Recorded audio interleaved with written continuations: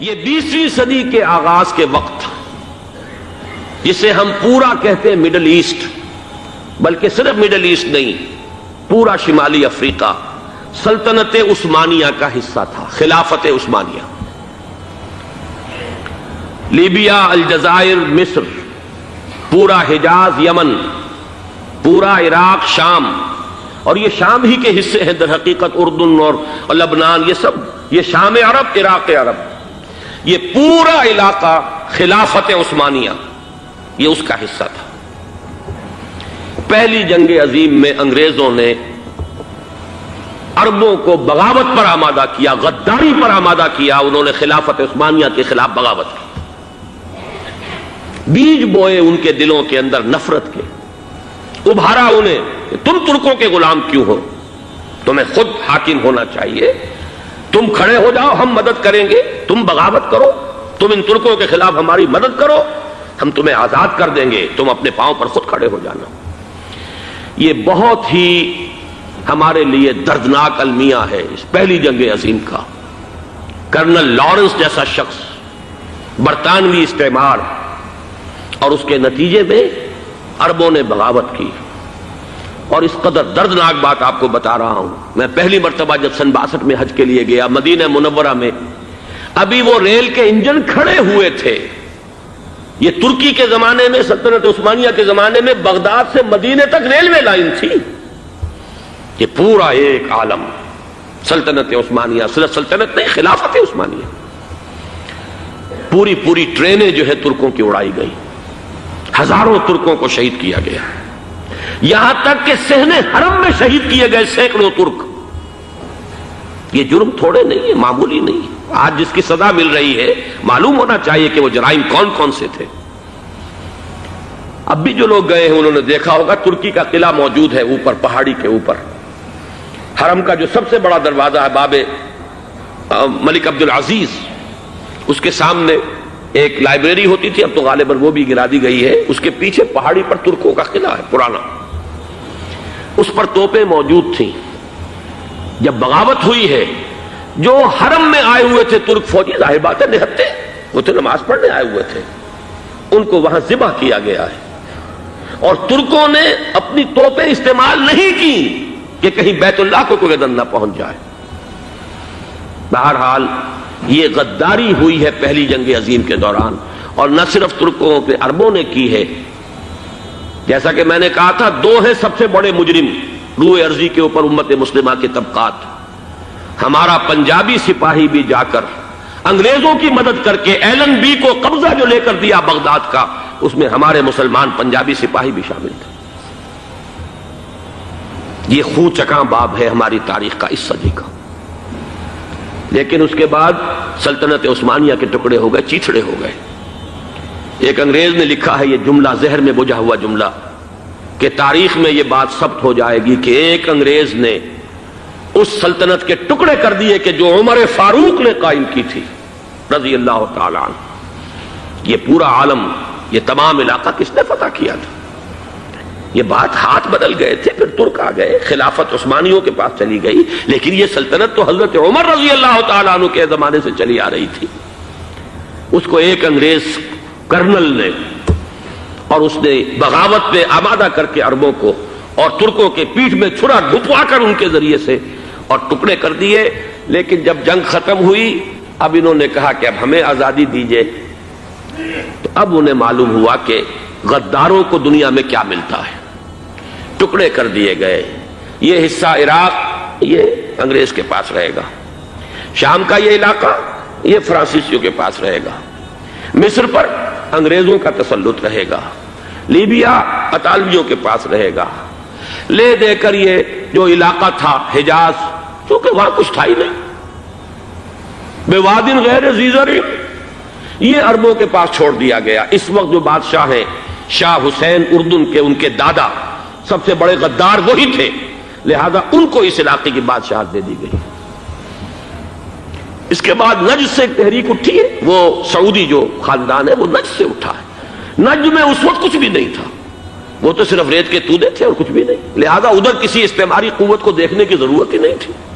وہ تو بعد میں تیل برآمد ہوا اور اس کی حیثیت ہو گئی، اور یہ امارات کا علاقہ جو ہے اس کی دنیا میں اب گویا کہ یوں سمجھیے کہ جو سب سے زیادہ اہم علاقے ہو سکتے ہیں روئے ارضی کے نقشے پر، ان میں سے ایک وہ ہو گیا.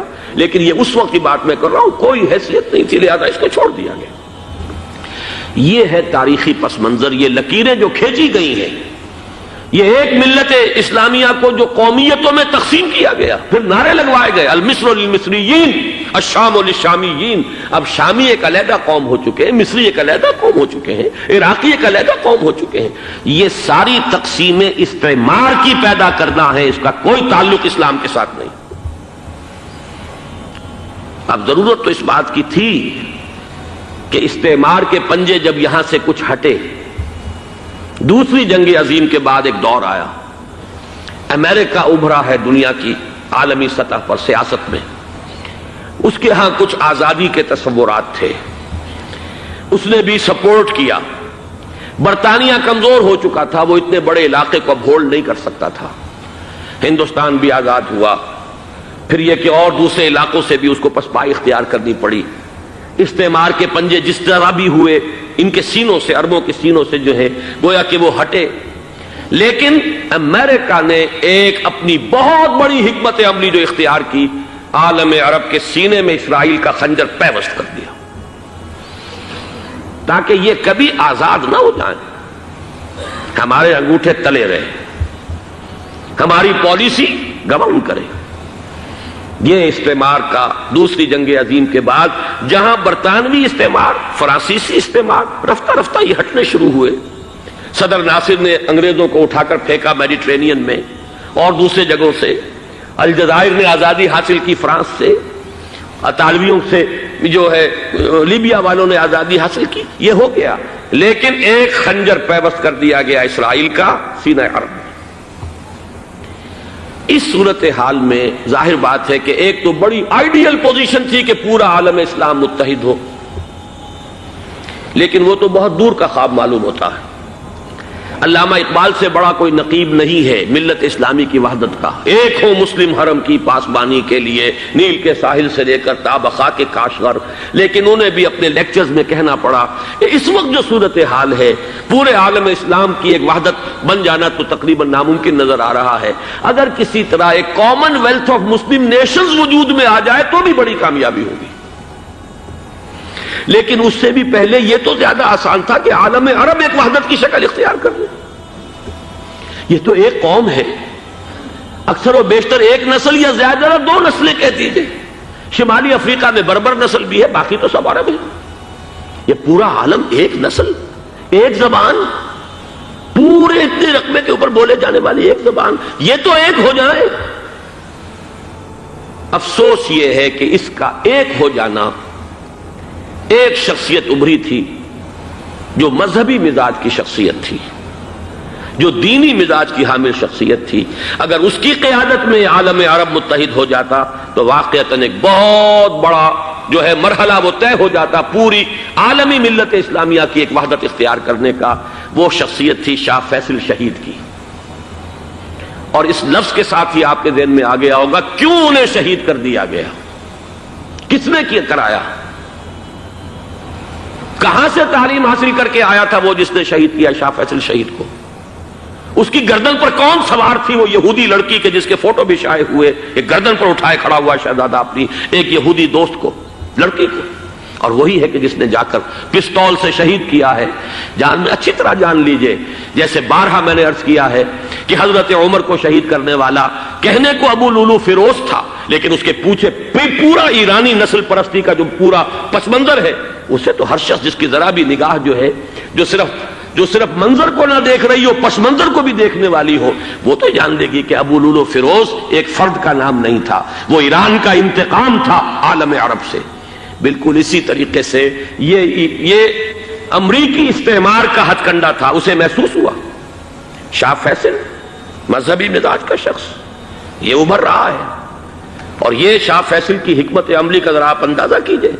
لاہور میں سمٹ کانفرنس ہوئی، اس میں وہ آئے، سب سے ٹاورنگ پرسنالٹی پورے اس وقت عالم اسلام کے اندر شاہ فیصل کی تھی. اور وہ گویا کہ ایک بہت ہی جس کو کہا جائے کہ ایک بہت ایلڈرلی، ایک بزرگانہ ایک شخصیت جو ہے، اور انہوں نے اپنی دولت کے دروازے، عرب میں وہ مشہور تھے کہ نہایت خسیس اور بخیل انسان ہے، اس لیے کہ وہاں وہ خرچ کرتے تھے حساب کتاب کے ساتھ، لیکن ان کے خزانے کھلے ہوئے تھے عالم اسلام کے لیے، ادھر بھی مدد ہے، ادھر بھی مدد ہے، ادھر بھی کام ہو رہا ہے، ادھر بھی کام ہو رہا ہے۔